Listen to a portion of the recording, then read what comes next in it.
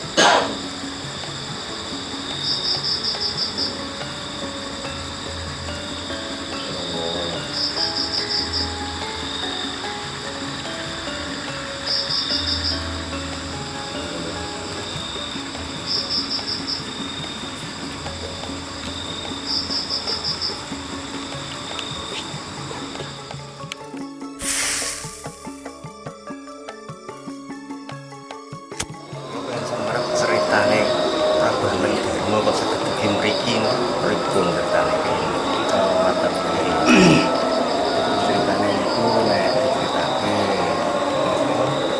wiwit Angklung Dharma ngantos putrane cuma nek iki menurut cerita tahun 1080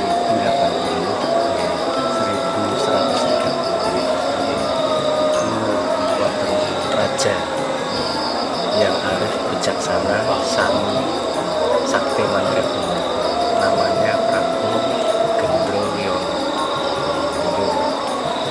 Prabu Gendroyono memerintah di kerajaan Yuastina. Dia keturunan dari Prabu Joyo Amijoyo dari Kediri. Dia mempunyai putra yang bernama Raden Kijing Wahono. Itu sing Prabu Gendroyono. Terus dia mempunyai saudara yang setiap hari itu mendampinginya, namanya Raden Sudarsono. Prabu Gendroyono mempunyai seorang anak, Raden Kijing Wahono. Sedangkan Raden Sudarsono mempunyai seorang anak yang bernama Joyo Kusumo. Terus semasa kecil keduanya itu dititipkan kepada Resi Mayangkara ya Raden Hanuman, berguru ilmu kanuragan, ilmu sakti. Terus Raden Hanuman umurnya kan sudah ratusan tahun, bahkan ribuan tahun. Dia ingin mati tapi dia belum mati. Di situ dia semedi minta petunjuk bahwa dia sudah sangat ingin mati. Dan pada waktu semedi dia dikasih petunjuk bahwa yang bisa membunuhnya itu adalah keturunan dari Wisnu. Tidak ada orang yang keturunan Wisnu kecuali Raden Prabu Joyoboyo Kediri.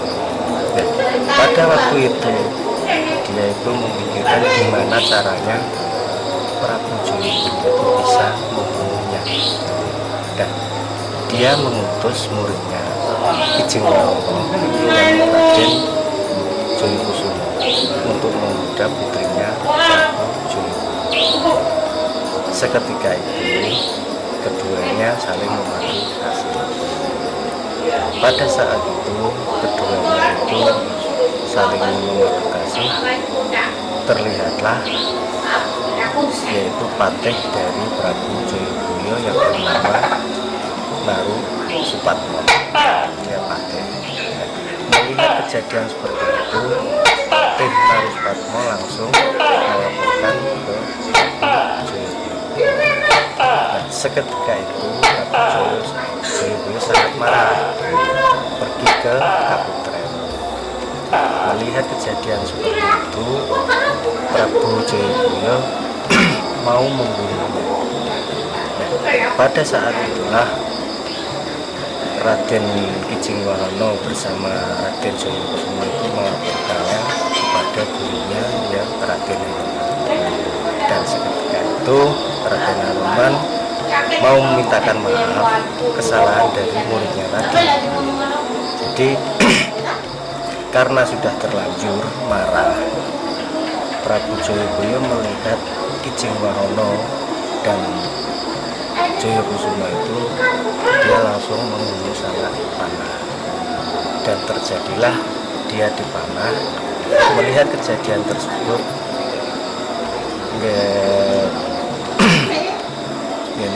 Raden Hanuman langsung melayang menghadang panah tersebut, dan terjadilah Raden Hanuman meninggal.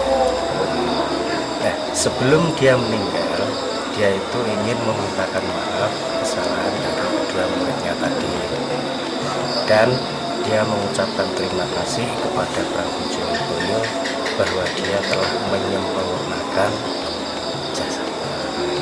Nah, seketika itu Raden Jayakusuma dengan Raden Kijing Wahono itu diangkat menjadi menantu Prabu Jayabaya, dan terlahirlah pernikahan Raden Kijing Wahono bersama Ibu Pramesti, sedangkan Jayakusuma dengan Ibu Judisi. Pada saat itu kerajaan dipimpin oleh kakeknya Raden Naruswatmo lagi. Dan sekian lama menikah, Raden Kijing Wahono belum berhubungan dengan Dewi Pramesti. Pada saat malam hari, Dewi Pramesti jalan-jalan di Kaputren. Dia melihat ada cahaya dari langit jatuh, itu masuk ke dalam tubuhnya. Pada saat itulah Dewi Pramesti mengandung. Setelah sekian lama mengandung, jadi Kijing Wahono kan marah selama pernikahan itu belum menyentuh istrinya, dia mengandung, dikiranya selingkuh. Seketika itu Dewi Pramesti bersama seorang putri dipulangkan di Kediri. Melihat kejadian tersebut, Prabu Jayabaya marah, dan disabdalah kerajaannya menjadi alas, jadi tidak terwujud kerajaan. Dan pada saat itu Dewi Pramesti sedang mengandung Prabu Anglengdarma. Eyang Prabu Jayabaya itu meminta cucunya nanti kalau sudah dewasa, bila perempuan silahkan dikasih nama apa saja, terserah. Tapi kalau lahir seorang laki-laki, dia harus diberi nama Anglengdarma. Kata Angleng itu menandakan bahwa masuknya roh Prabu Jayabaya ke cucunya tadi, Anglengdarma. Sedangkan kata Darma adalah perilaku yang baik dan berhasil. Jadi Prabu Anglengdarma itu keturunan dari Prabu Gendrono itu dari Bapak Kijing Wango tadi, sedangkan dari Ibu Pramesti itu dari Kediri, itu Prabu Wijaya. Jadi begitulah silsilah dari Prabu Angkleng Darmo sampai di sini karena dia kena kutukan melakukan toporame sampai di sini. Itulah sekilas cerita. Mungkin kalau diteruskan itu sangat panjang karena perjalanannya dia itu sudah bertahun. Kalau sampai di sini ketemunya itu di Raja Besi, ketemu Dewi Amborowati dari Kerajaan Raja Besi dan mempunyai putri yang bernama Dewi Amborowati itu nikah bersama Prabu Angkleng Darmo, mempunyai anak yang bernama Raden Kusumo, anak yang kedua Angkleng Kusumo. Angkleng Kusumo itu anak dari Prabu Angkleng Darmo bersama Dewi Amborowati. Terus dia setelah itu ditinggal Polono maneh, dia sampai di Kerajaan Kertanegara. Di Kertanegara dia mempunyai seorang istri lagi dari Ibu Sotio Tunggadewi. Ya, dia itu mempunyai anak yang diberi nama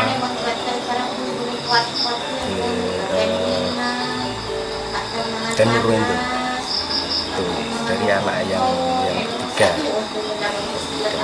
Ini silsilahnya sampai di Bojonegoro itu dia ketemu Dewi Amborowati sampai sekarang ini. Jadi di sini ini bukan kerajaan. Di sini ini adalah kejelasan tempat semedi yang Prabu Angkleng Darmo. Nah, sekilas cerita ini kalau memang diceritakan secara detail itu waktunya panjang. Nah terus teng mriki kan namung Patilasan. Terus kerajaane Malowapati niku, Kerajaan Malowapati menurut dari leluhur kami itu di sebelah timur Petilasan, dan sekarang sampai sekarang pun belum diperlihatkan atau belum diberanikan untuk apa ya, memang tempatnya di situ itu belum ada yang menentukan. Tapi menurut cerita memang di sebelah timurnya Petilasan. Sekitar sini ya berarti. Ceritanya seperti itu. Jadi di sini itu mulai pada tahun 1800. Mungkin itu sekilas cerita dari yang Prabu Angkleng Darmo. Jadi Prabu Angkleng Darmo itu adalah keturunan Wisnu. Lahirnya Angkleng Darmo berarti bukan karena hubungan suami istri, wahyu. Jadi benar kata orang itu akan ada yang mengatakan Tisan Dewa. Iya, Tisan Dewa Wisnu. Dari eyangnya Prabu Jayabaya turun ke Prabu Angkleng Darmo. Itu silsilah dari ibu. Kalau silsilah dari bapak tadi dari Prabu Gendrono yang mempunyai saudara memimpin di Jember Berdiri. Sedikit cerita yang membuat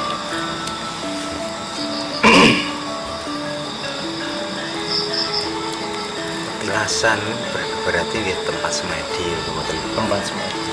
Jadi di sini bukan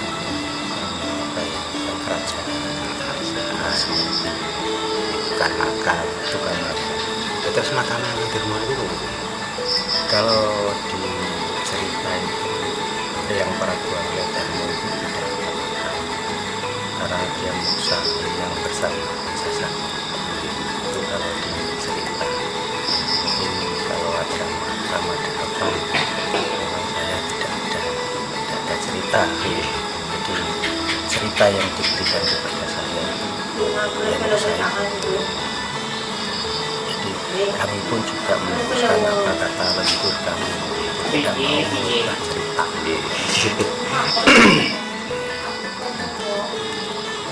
Kayaknya bapak jenenge bapak terus namanya bapaknya itu titisan gitu. Tadi Nggih.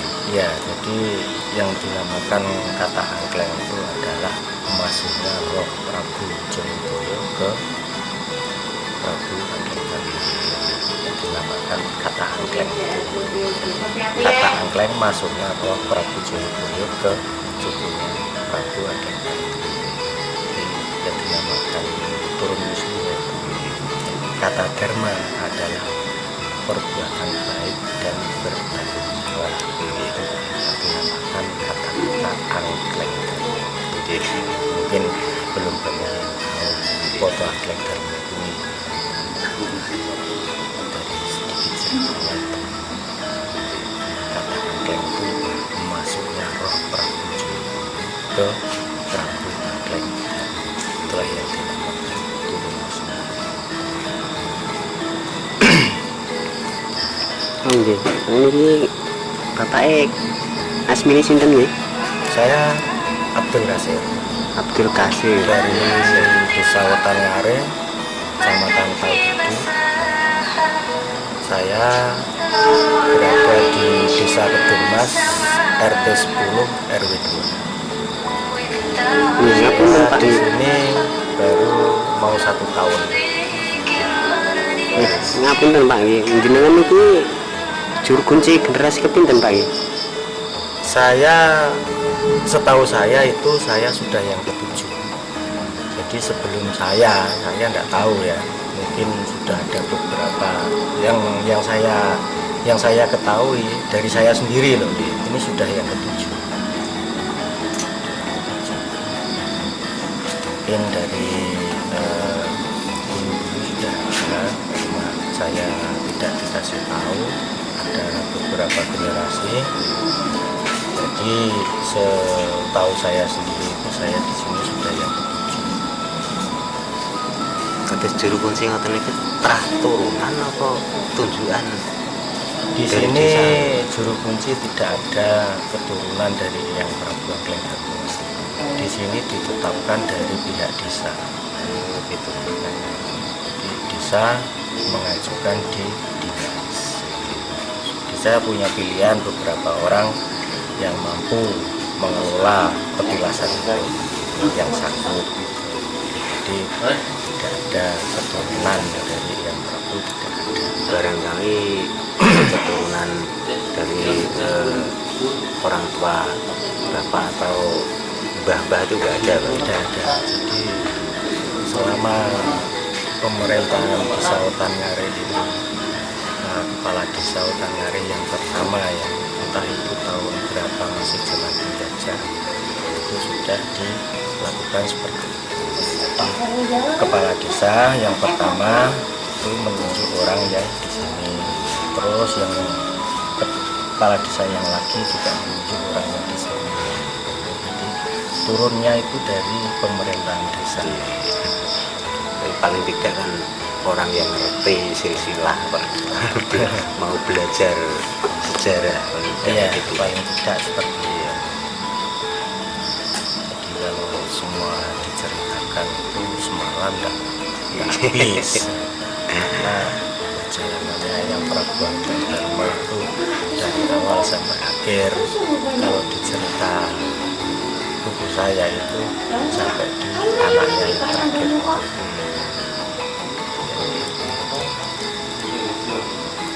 Nggih ngoten, Pak. Bejing-bejing kula tak mriki malih.